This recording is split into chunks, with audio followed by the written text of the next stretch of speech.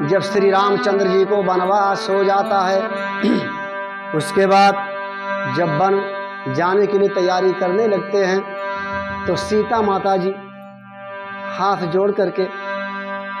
और कहती हैं, क्या कहती हैं बंधु? अरे सथवा चला बना ए तोरा निरा मोहिया रे, सथवा चला बन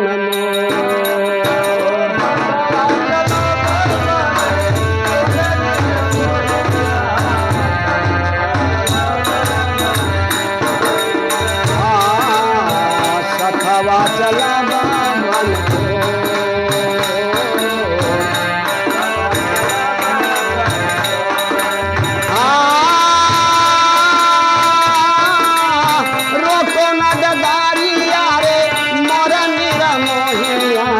रोको ना डगारिया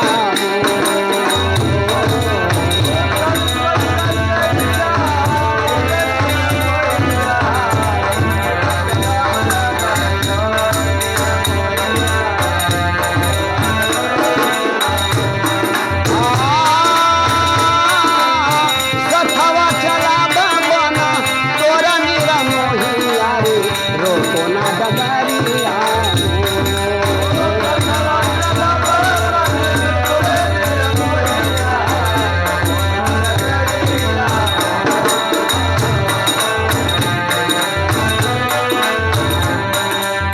कहती हैं।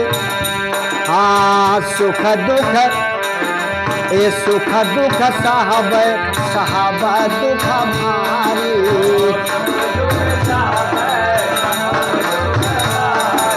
ये लिखा जो करामावा में सकतन कारी,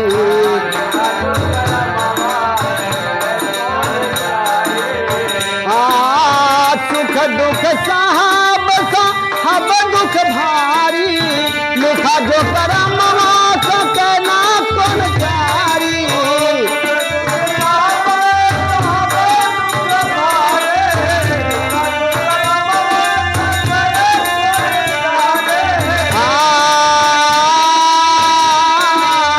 हाथवा का हाथ दूनो जोरा निरा मोहिया रे, रोको ना डगरिया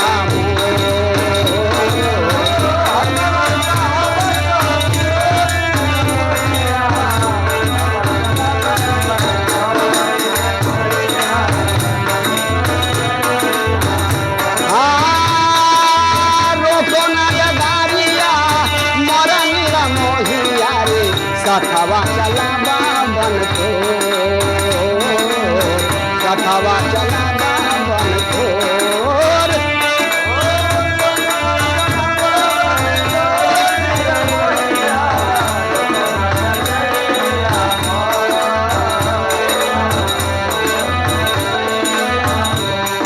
भगवान क्या कहते हैं?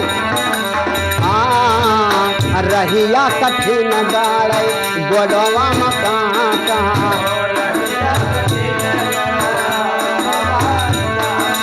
ये पथरा पहाड़ा आहा बड़ा बाका,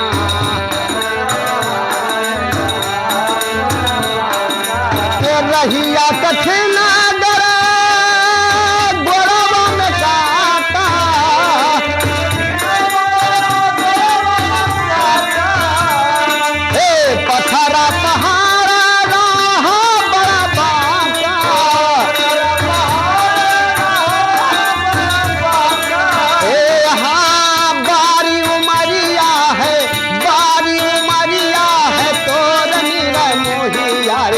सथवा न जाओ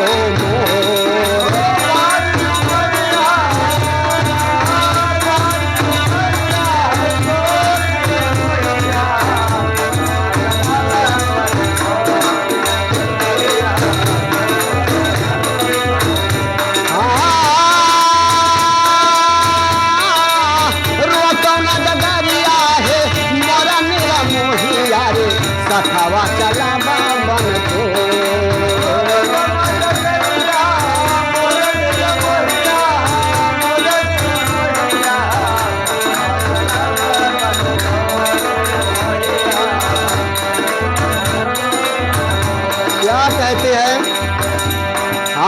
मिली है न भोजन मिलई फूल पतिया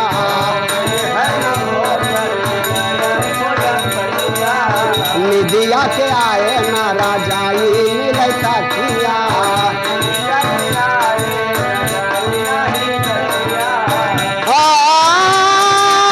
मिली है न भोजन मिलई फूल पतिया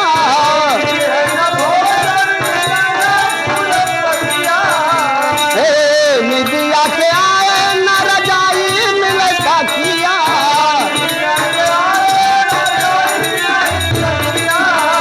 हाँ परी है दीपा का घाना गोरा नीला मोहिया चलौना डडरिया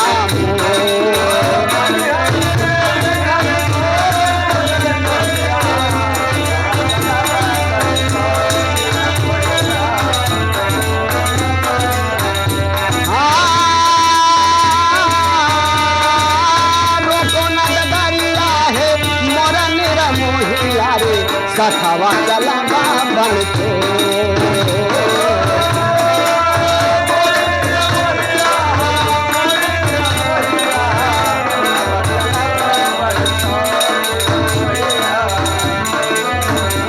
फिर क्या हुआ हाँ सीता जी के मीरा बहाना लागी आखिया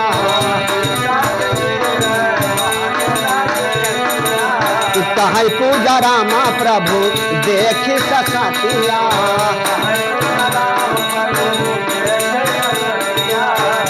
सीता के मीरा बहन लगी आखिया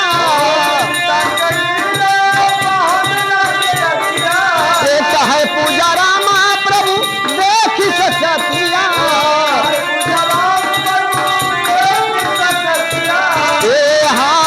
सखवा चलऊ बाना मोर नीरा मोहिया रे रोको ना डगरिया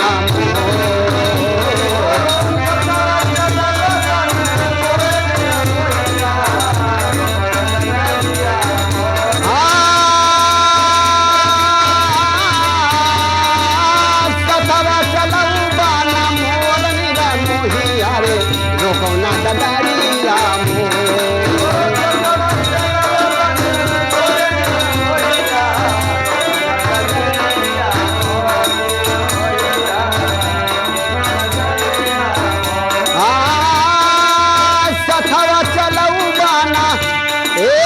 सखवा चलब बाना तोर नीरा मोहिया रे रोको ना डगरिया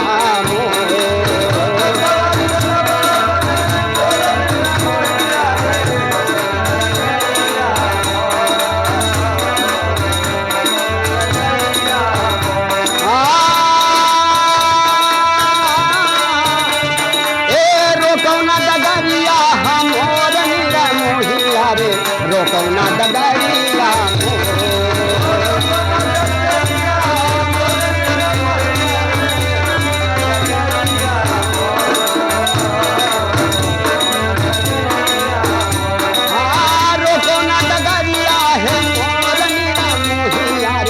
सखावा चला बन के